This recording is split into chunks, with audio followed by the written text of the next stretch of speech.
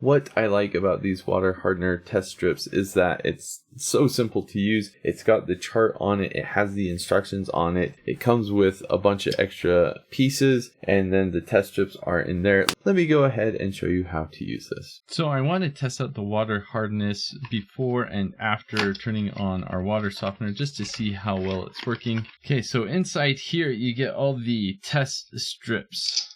Right now they're all brown, but you put that in water, it changes color, and it has the guide conveniently on the bottle itself so you can see how good things are. Apparently no water is soft water, so I'm going to go try this out.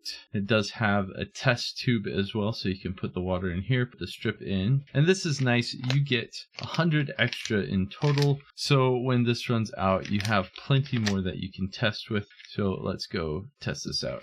So the instructions say to put a strip in for 2 seconds in water or under a gentle stream, and then you hold up the strip for 30 seconds. Then you can kind of compare with the color. So I went ahead and I got some samples. This is without the water softener, and I decided to get one from the cold water and one from the hot to see if it's different if it goes through the hot water heater. Okay, so that's what we're measuring up against. And then here's the 2 strips. Let's go ahead and put it in for 2 seconds. 1, 2. Good job myself. I'm good at counting. Then you hold it like this for 30 seconds. So here we go. 1, 2, 3, 4, 29, 30. So it has been 30 seconds. These are kind of shaky, but the color to me looks nearly identical. So hot water, cold water, I would say it's about the same. Let's go ahead and if we compare it here, so this is probably between hard and very hard. Yay, that's what I wanted to hear. Okay, well, it's been a few weeks, and a few days ago I turned our water softener